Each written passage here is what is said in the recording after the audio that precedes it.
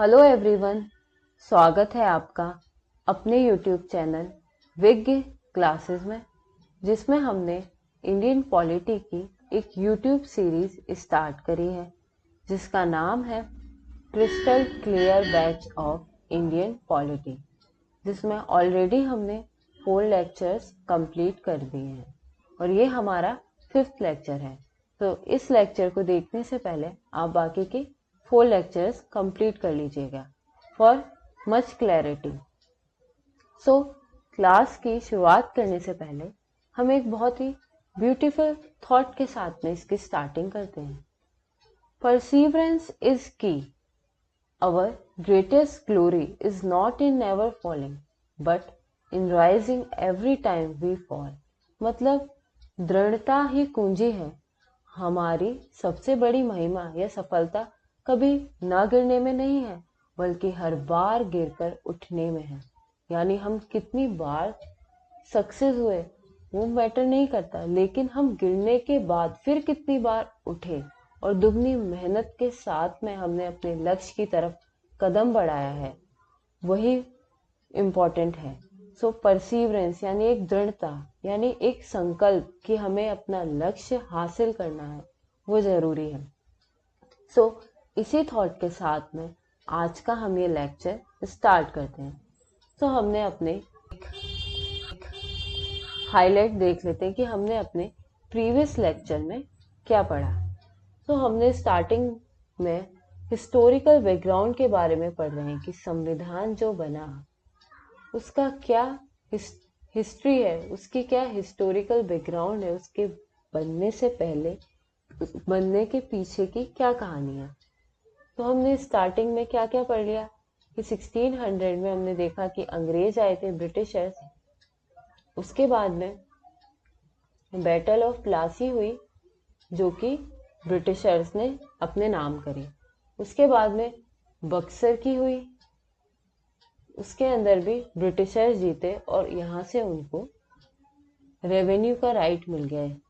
जब ये treaty sign हुई थी, लास्ट में जब ये जीत गए थे ब्रिटिशर्स, तो यहाँ पे उनको रेवेन्यू का राइट मिला, जिसको हम ये भी कहते हैं दीवानी राइट। कहाँ का मिल गया उनको? बंगाल, बिहार और उड़ीसा का। तो अभी वो ट्रेडर से ज्यादा उनका डोमिनेंस हो गया था इंडिया के अंदर। तो उसके बाद में अब हम आगे के लेक्चर्स में हम ये देख रहे थे, हमने कंपनी लॉ के बारे में पढ़ा। कंपनी लॉ यानी कि जो कानून कंपनी के नाम से हमारे इंडिया में बने, तो उनका नाम था रेगुलेटिंग एक्ट फर्स्ट। हमने रेगुलेटिंग एक्ट के बारे में पढ़ा 1773, जिसमें हमें पता चला कि हमारे जो फर्स्ट गवर्नर जनरल जो थे लॉर्ड वारन हेस्टिंग्स थे। आफ्टर दैट हमने अमेंडिंग एक्ट के बारे में पढ़ा जो कि था 1781 का। जो भी रेगुलेटिंग एक्ट में कमी रह गई थी वो अमेंडिंग एक्ट ऑफ 1781 में कंप्लीट करी गई। तो अब हम नेक्स्ट अपना एक्ट उठाते हैं जो कि है पिट्स इंडिया एक्ट, जिसका नाम है पिट्स इंडिया एक्ट ऑफ 1784। तो हमें नाम से ही पता चल रहा है कि ये जो पिट्स है तो ये तो किसी का नेम है। तो उस टाइम पे यहाँ के जो पीएम थे ब्रिटिश के, उनका नाम था पिट्स, सर पिट्स उनका नाम था। तो उन्हीं के नाम से ये एक्ट बना। तो जाहिर सी बात है कि जब उनका नाम आया है तो इसके अंदर ब्रिटिश गवर्नमेंट का काफी अच्छा खासा इन्वॉल्वमेंट भी होगा कि भाई जब वहाँ के पीएम ने अपने नाम से एक एक्ट बना दिया इंडिया की ट्रेडिंग एक्टिविटीज के लिए, तो इसका मतलब ब्रिटिश गवर्नमेंट का इसमें इन्वॉल्वमेंट है। तो देखते हैं, तो company had suffered defeats in conflicts with Indian powers, particularly in the first Anglo Maratha war. तो जो पहली एंग्लो मराठा वॉर हुई थी, एंग्लो यहाँ टर्म है ब्रिटिशर्स के, अंग्रेजों के लिए, इंग्लिश पर्सन्स के लिए। तो जो हमारी पहली एंग्लो मराठा वॉर हुई थी ब्रिटिशर्स की और मराठाओं के बीच में, जो लड़ाई हुई थी 1775 से लेके 1782 के बीच तक, तो उसके अंदर क्या हुआ कि जो फर्स्ट मराठा वॉर में ब्रिटिशर्स हार गए थे, तो ब्रिटिश गवर्नमेंट को लगा कि अब जो कंपनी है उसको अभी हमारे हिसाब से थोड़ा हमें रेगुलेट करना चाहिए कि वो हमारे हिसाब से थोड़ा काम करे। तो इसी की वजह से ये पिट्स इंडिया एक्ट बना। British government control over the East India Company making it subordinate to the state. जो ब्रिटिश ईस्ट इंडिया कंपनी थी अब वो एक सबॉर्डिनेट की तरह काम करने लगी ब्रिटिश गवर्नमेंट के कंट्रोल में। तो जो कंपनीज की जो टेरिटरी थी इंडिया के अंदर वर कॉल्ड ब्रिटिश पोजेशन। यानी ये टर्म बहुत ही इम्पोर्टेंट है। आपको आपके यूपीएससी एग्जाम्स के अंदर भी स्टेटमेंट बेस्ड क्वेश्चंस आएंगे, तो उसमें पूछ सकता है कि फर्स्ट बार ये टर्म जो ब्रिटिश पोजेशन है ये कब यूज करी गई। तो you can easily give answer that it was used in पिट्स India act 1784. So this is all about पिट्स India act of 1784 कि भाई इसका नाम पिट्स इंडिया क्यों पड़ा। अभी हम थोड़ा सा एक ओवरव्यू देख लेते हैं जिससे कि आपको आसानी हो कि एंग्लो मराठा वॉर आखिर क्या हुई और इसका क्या इम्पैक्ट पड़ा था हमारी उस टाइम पे इंडियन इकोनॉमी में के ऊपर, और ब्रिटिश गवर्नमेंट और उस टाइम मराठा का क्या इक्वेशन था जिसकी वजह से ये पिट्स इंडिया एक्ट आया। तो हम पूरा डिटेल्ड में इसको डिस्कस नहीं करेंगे, लेकिन एक ओवरव्यू देख लेंगे कि मोटी मोटी चीजें कि उसमें क्या था, जिससे कि आप हिस्ट्री और पॉलिटी दोनों को कनेक्ट करके एक बेटर अंडरस्टैंडिंग ले सकें। तो ये 1784 का ये हिंदी में है उसी का कि कंपनी को भारतीय शक्तियों के साथ संघर्ष में हार का सामना करना पड़ा था, विशेषकर प्रथम एंग्लो मराठा युद्ध के अंदर, जिसमें ब्रिटिश सरकार ने ईस्ट इंडिया कंपनी पर नियंत्रण कर लिया क्योंकि वो हार गई थी। ब्रिटिशर्स मराठा वॉर में इतना परफॉर्म नहीं कर पाए फर्स्ट मराठा वॉर में, बट इसकी 3 बार लड़ाइयाँ हुई थी, तो ओवरऑल लास्ट में ब्रिटिशर्स जीत गए थे। तो जिससे वे राज्य के अधीन हो गए और भारत में कंपनी के क्षेत्रों को ब्रिटिश आधिपत्य कहा गया जाता है। हिंदी वाले याद रखें कि ब्रिटिश आधिपत्य कब यूज करा गया, तो वो 1784 पिट्स इंडिया एक्ट में यूज करा गया, ब्रिटिश आधिपत्य, और इंग्लिश में ब्रिटिश पोजेशन। सो अब एंग्लो मराठा वॉर क्या होती है थोड़ा देख लेते हैं। ये पिट्स की फोटो है जो फॉर्मर उस टाइम पे जो पीएम रह चुके थे ब्रिटिश गवर्नमेंट। तो ये फोटो है इसीलिए पिक्टोरियल रिप्रेजेंटेशन कि आपको थोड़ा सा कभी भूलो तो फोटो याद आ जाए, तो इस वजह से एक बेटर लिंक हो जाता है पिक्टोरियल रिप्रेजेंटेशन से। सो अभी फर्स्ट एंग्लो मराठा वॉर क्या थी या एंग्लो मराठा वॉर क्या होती है। तो एंग्लो मराठा वॉर एक सीरीज ऑफ कॉन्फ्लिक्ट थी, एक सीरीज थी, जैसे बताया ना कि फर्स्ट वॉर हो गई, सेकेंड वॉर हो गई, थर्ड वॉर हो गई, तो एक सीरीज ऑफ कॉन्फ्लिक्ट थी, एक लड़ाई की सीरीज थी, श्रृंखला थी between British East India company के बीच में और मराठा एम्पायर के बीच में फ्रॉम 1775 टू 1880। यानी इस टाइमलाइन के अंदर ये लड़ाई हुई थी 1775 से 1818 के बीच में ब्रिटिशर्स और मराठा के बीच में, ब्रिटिशर्स यानी ब्रिटिश ईस्ट इंडिया कंपनी के बीच में। अब जाहिर सी बात है लड़ाइयाँ होती ही क्यों है, क्योंकि आपसी तालमेल नहीं होता है, इस वजह से ये लड़ाइयाँ होती हैं। तो हम ये एक बार रीजंस देख लेते हैं कि आपके दिमाग में आ रहा होगा कि ठीक है लड़ाई हुई, पर आखिर ये लड़ाई हुई क्यों, रीजन क्या था कि ब्रिटिश और मराठाओं के बीच में ये लड़ाई हुई, वो दोनों लड़े।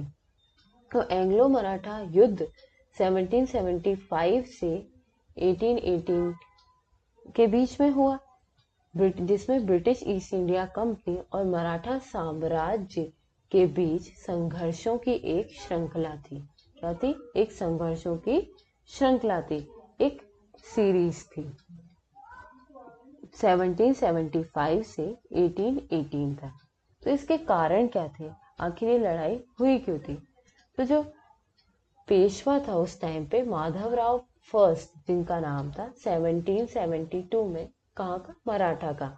मराठा में वहाँ किंग क्वीन या राजा वगैरह नहीं यूज करते थे, वहां पे अलग से एक पेशवा टर्म दी गई थी जो कि सब कुछ हैंडल करता था, रेगुलेट करता था वहां के एरिया को, मराठा को।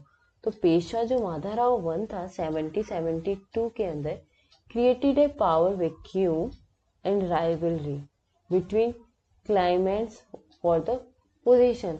अब आप जब भी हिस्ट्री उठा के देखोगे या फिर आपने बहुत चीजें पढ़ी होंगी हिस्ट्री में, कि वहां पे भाई भाई के बीच में लड़ाई होती थी, किसके पीछे, कि उनको गद्दी चाहिए होती थी।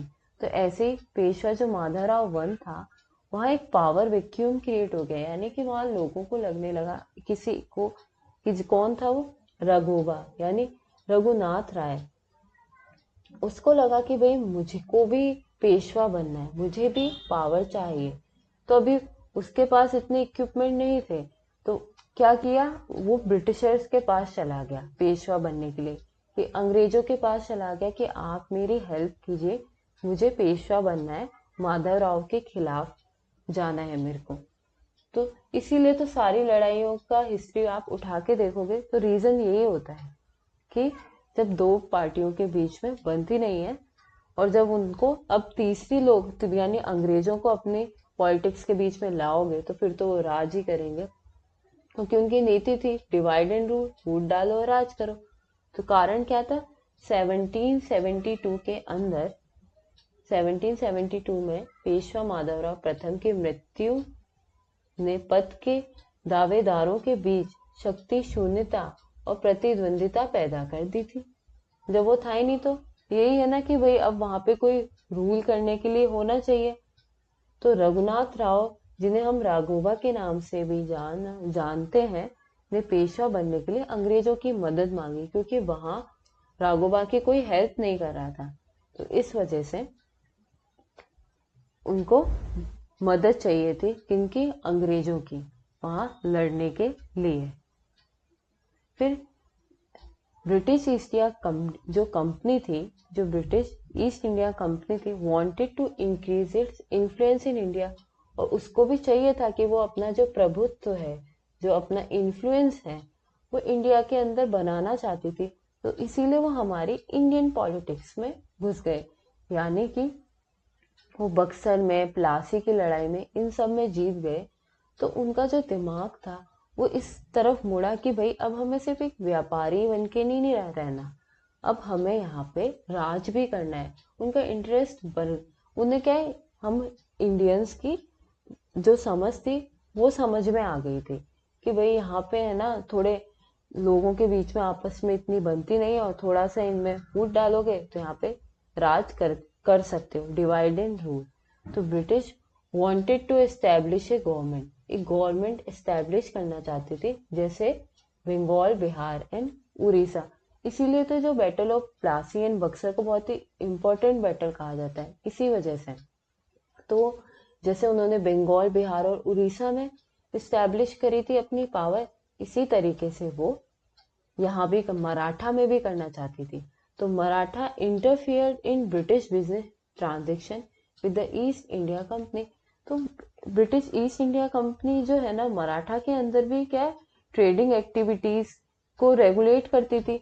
तो मराठा, इसी वजह से मराठे ने ब्रिटिशर्स के बिजनेस में इंटरफेरेंस किया। इसका मतलब ये है कि उन्होंने मना कर दिया, मान कि हमें टैक्स नहीं देना, या फिर हमें इतना रेवेन्यू नहीं देना आपको, या आप इधर व्यापार मत करिए।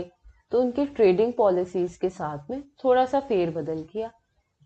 British East India company Bharat में अपना प्रभाव बढ़ाना चाहती थी। अंग्रेज जैसे बिहार और उड़ीसा में जैसी सरकार स्थापित करना चाहते थे, उसी तरीके से मराठा में भी वो करना चाहते थे। तो मराठाओं ने ईस्ट इंडिया कंपनी के साथ ब्रिटिश व्यापारिक लेन देन में हस्तक्षेप किया, इसी वजह से, क्योंकि भाई अब उनको भी, मराठाओं को भी समझ में आ रहा था कि अभी ये लोग थोड़ा ज्यादा कुछ और करना चाहते हैं, तो इसी वजह से उन्होंने हस्तक्षेप किया, यानी कि इंटरफेरेंस किया। तो उसी के चलते हमने प्रीवियस स्लाइड में देखा था कि फर्स्ट एंग्लो मराठा वॉर हुई, जो कि 1775 से 1782 के बीच में हुई, और जो कि खत्म हुई ट्रीटी ऑफ सूरत, सूरत का समझौता, और ट्रीटी ऑफ सलबाई, और जिसमें मराठा जीत गए थे। मराठा जीत गए थे तो उन्होंने अपनी शर्तों पे अंग्रेजों के साथ में ये 2 समझौते करे। अगर आप और डिटेल्ड में एंग्लो वॉर पढ़ना चाहते हो, क्योंकि ये थोड़ा सा बड़ा टॉपिक है, तो आप मुझे कमेंट सेक्शन में बता सकते हैं, तो हम इसका एक सेपरेट सेशन ले लेंगे आगे। So let me know in comment section if you want class on this topic. तो ट्रीटी ऑफ साल भाई और ट्रीटी ऑफ सूरत, ये 2 हुई फर्स्ट एंग्लो मराठा वॉर में, और जिसमें कि मराठा जीत गए। उसके बाद में सेकेंड एंग्लो मराठा वॉर हुई, जो कि 1803 से 1805 के बीच में हुई, और जिसमें ब्रिटिशर्स जीत गए। अब क्या हुआ, अब यहाँ से फेरबदल शुरू हुआ। पहले में हारे तो इसीलिए पिट्स इंडिया एक्ट बन गया, क्योंकि ब्रिटिश गवर्नमेंट ने इंटरफेरेंस करा, क्योंकि ब्रिटिश ईस्ट इंडिया कंपनी उन्हें लगा कि इंडिया में थोड़ा सा डगमगा रही है, तो इसी के चलते वहाँ के गवर्नमेंट ने हस्तक्षेप किया। तो सेकेंड एंग्लो मराठा वॉर में ब्रिटिशर्स जीत गए, और थर्ड में तो पूरी लड़ाई उन्होंने जीत ली। ये एक डिसिसिव बैटल होगी, यहाँ पे ये हमारी जो एंग्लो मराठा वॉर है ये एंड हो गई। So this is all about, हमने एक थोड़ा सा ओवरव्यू देख लिया कि एंग्लो मराठा वॉर क्या थी। अगर हम इसके डिटेल में जाएंगे तो बहुत थोड़ा सा टाइम लगेगा। अगर आपको चाहिए इसके ऊपर क्लास, तो आप मुझे कमेंट सेक्शन में बता दीजिएगा। सो अब हम अपने टॉपिक पे आते हैं। पिट्स इंडिया एक्ट क्या था?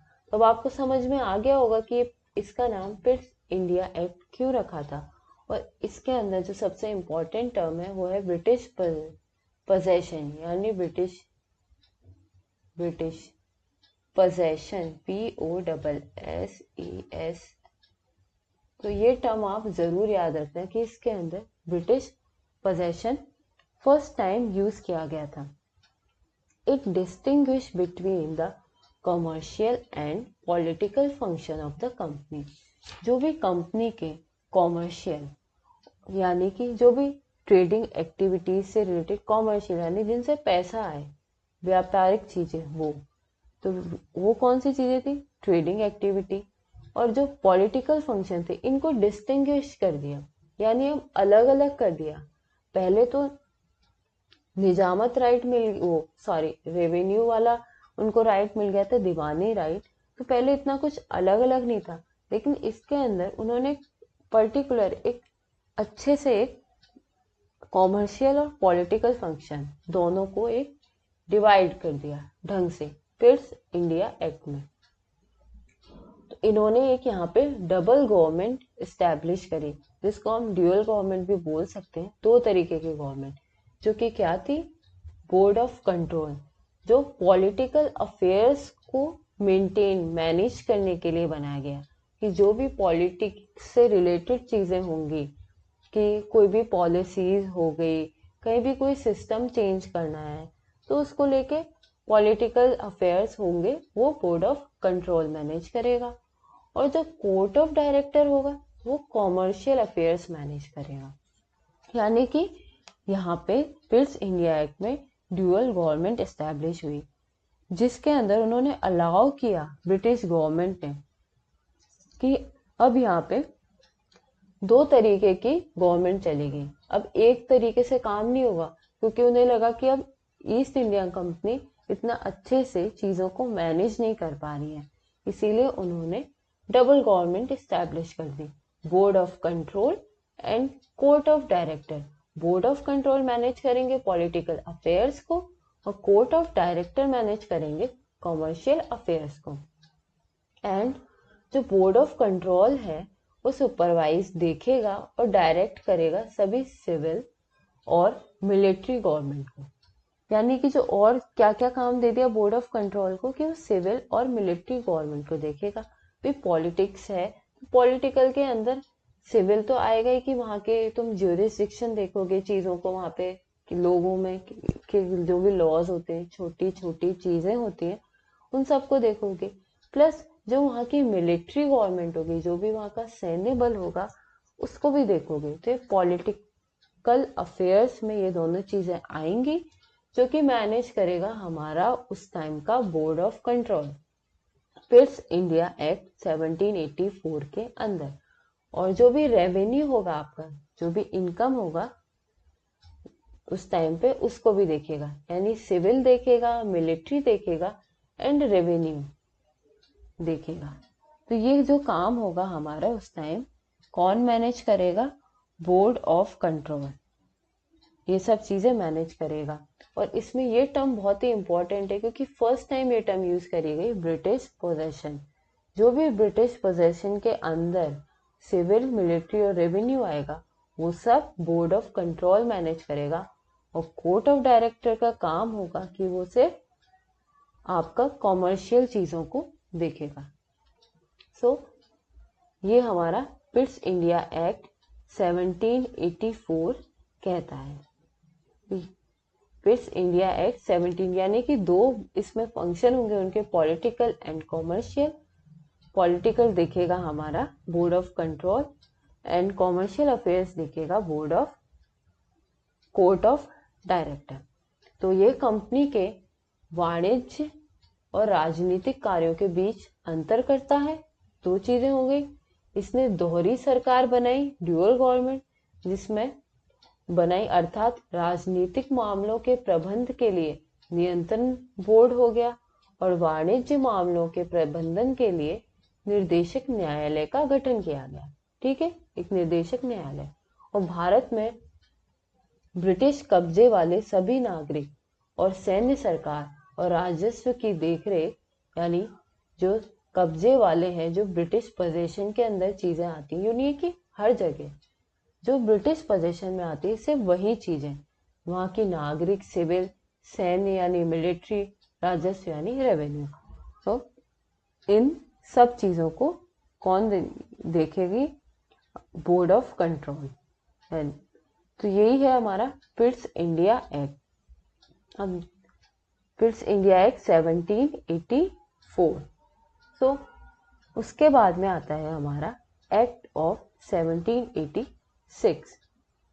एक्ट ऑफ 1786, क्योंकि ये जो एक्ट आप सोच रहे होंगे कि कंपनी रूल के अंदर एक एक्ट बना दिया, भाई हमने रेगुलेटिंग एक्ट पढ़ लिया 1773 का, अमेंडिंग एक्ट पढ़ लिया 1781 का, पिट्स इंडिया एक्ट भी पढ़ लिया 1784 का। अब हम आते हैं एक्ट ऑफ 1786। तो ये एक्ट इसीलिए बनाए गए थे क्योंकि टाइम के अकॉर्डिंग सभी चीजें चेंज होती हैं। तो चीजें जैसे जैसे चेंज हो रही थी, तो हर एक्ट के साथ में चीजों में इम्प्रोवाइजेशन हो रहा था, सुधार हो रहा था।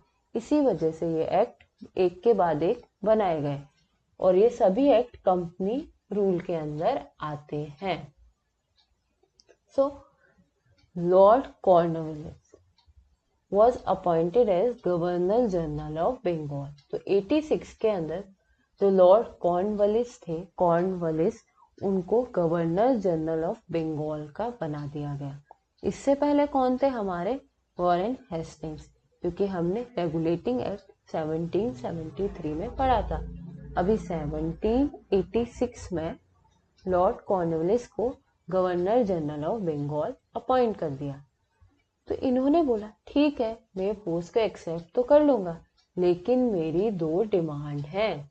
उन्होंने ब्रिटिश गवर्नमेंट को कहा कि भैया मेरी दो डिमांड है, अगर आप इनको पूरा कर दोगे तो I am ready to accept your position.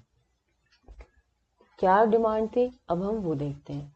तो he wanted power to override the decision of his council in special cases, यानी कि कुछ स्पेशल केसेस के अंदर वो ये चाहते थे कि जो काउंसिल बनाई गई थी, हमने जो रेगुलेटिंग एक्ट के अंदर पढ़ी थी कि एक काउंसिल बनाई गई थी गवर्नर जनरल की, जिसमें 4 मेंबर्स थे।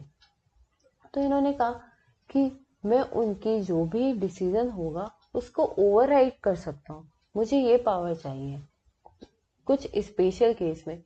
यानी कि मान लो कोई इमरजेंसी आ गई, अगर गवर्नर जनरल को लगता है कि नहीं ये काम होना चाहिए, तो उसे अपने काउंसिल की परमिशन की जरूरत ना पड़े, वो बहुत ही रेंडमली उस चीज को, उस डिसीजन को ले सके और पास कर सके। मान लो कोई रियॉट हो गया, दंगे हो गए, तो अभी वो अपनी काउंसिल से पूछेगा तो काफी देर हो जाएगी। इसीलिए वो ये चाहता था कि कॉर्नवालिस ये चाहता था कि गवर्नर जनरल मैं बनूं तो मेरे पास ये पावर होनी चाहिए कि मैं अपनी काउंसिल के जो मेंबर्स हैं उनके डिसीजन को ओवरराइड कर सकूं, यानी उस पर अपना डिसीजन रख सकूं उन लोगों पे कुछ स्पेशल केस के अंदर।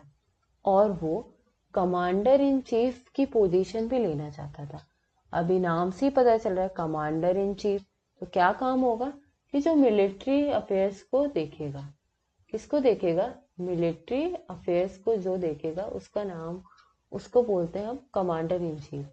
यानी कि ठीक है, उसको मतलब ये था कि ठीक है मैं ये सब रेवेन्यू देख लूंगा, हर चीज देख लूंगा, बट अभी मुझको मिलिट्री पावर भी चाहिए, कमांडर इन चीफ की पोजीशन भी चाहिए, मैं सिर्फ गवर्नर जनरल के पोजीशन से खुश नहीं हूँ।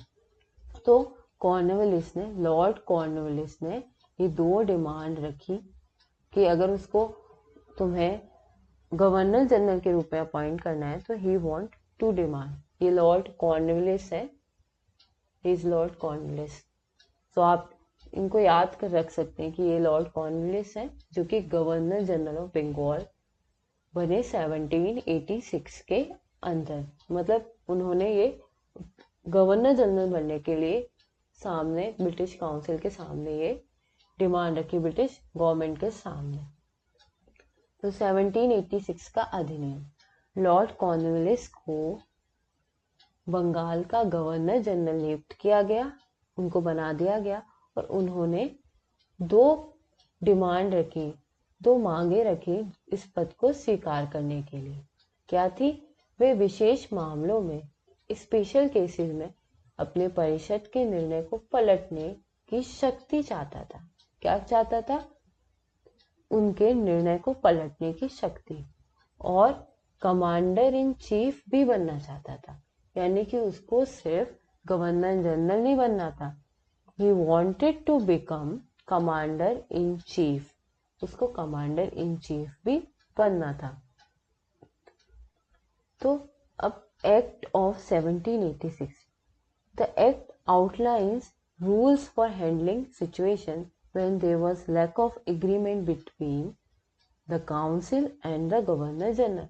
तो अब वो क्यों बनना चाहता था, ये उसी स्पेशल केस के बारे में बताया है कि एक्ट आउटलाइन करता है, बताता है उन नियमों को फॉर हैंडलिंग सिचुएशन जब लैक ऑफ एग्रीमेंट, यानी कि कोई ऐसा टाइम आया या कोई ऐसी बात है जहाँ पे काउंसिल और गवर्नर जनरल उन दोनों के बीच में ही मतभेद हो रहे हैं, उनके बीच में डिसएग्रीमेंट पैदा हो रहे हैं कि वो एक बात पे राजी नहीं हो रहे। तो कॉर्नवालिस ये चाहता था कि मुझ पे ये पावर होनी चाहिए कि मैं उनकी डिसीजन को ओवरराइड कर सकूं, पलट सकूं, वरना मेरी पोजीशन का फायदा ही क्या है। तो उसने ये दो चीजें अधिनियम में उन स्थितियों को से निपटने के लिए नियमों की रूपरेखा दी गई जब परिषद और गवर्नर जनरल के बीच सहमति की कमी थी। यानी जब भी सहमति की कमी हो तो उन चीजों से निपटने के लिए इस नियमों की ये जो एक्ट था ये बनाया गया था। 1786 का ये एक्ट बनाया गया था। तो अब गवर्नर जनरल क्या होता है? अब क्योंकि इसमें दो टर्म यूज करी गई है इस एक्ट के अंदर, governor general and commander in chief, तो गवर्नर जनरल होता क्या है?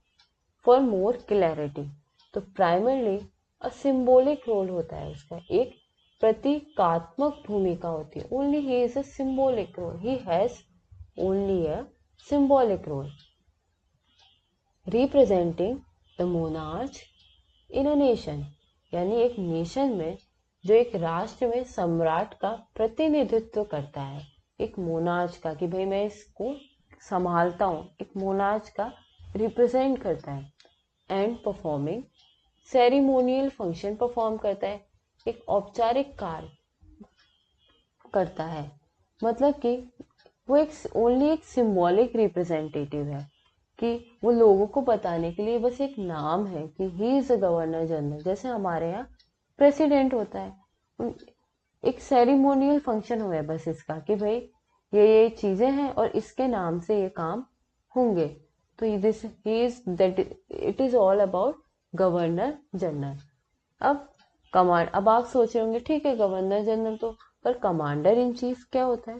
तो कमांडर इन चीफ होता है हाईएस्ट मिलिट्री अथॉरिटी, यानी कि ये सबसे ऊंची मिलिट्री अथॉरिटी होती है। इसके पास सैनिक बल होता है, सैन्य संचालन को करने का इस पे अधिकार होता है। Directly overseeing military operations and strategy, जो भी मिलिट्री के ऑपरेशंस होते हैं उनको देखता है। सर्वोच्च सैन्य प्राधिकारी, जो सैन्य संचालन और रणनीति की प्रत्यक्ष देखरेख करता है। जो और आपको तो पता ही है कि जो भी हमारा इंडिया है या कोई भी कंट्री है, तो सब कुछ मिलिट्री पे ही डिपेंड करता है। जितना अच्छी मिलिट्री होगी उतना ही हमारा नेशन सिक्योर रहता है। तो एक मिलिट्री हाईएस्ट मिलिट्री अथॉरिटी होती है। तो ये डिफरेंस है दोनों में। तो Lord Cornwallis commander in chief भी बनना चाहता था और गवर्नर जनरल भी बनना चाहता था। So this is all about your act of 1786। तो ये हमने सब कुछ अपना 1786 के एक्ट के बारे में पढ़ा। तो अब हम आगे की नेक्स्ट क्लास में चार्टर एक्ट 1793, 1813, 1833 और 1853 का ये सब चीज़ें वन बाय वन कंप्लीट करेंगे। और अगर आपको ये वीडियो पसंद आई हो तो प्लीज़ वीडियो को लाइक कीजिए, शेयर कीजिए और सब्सक्राइब करिए। और अगर आपको इसके नोट्स चाहिए तो कमेंट सेक्शन में ज़रूर बताइए। Thank you, take care.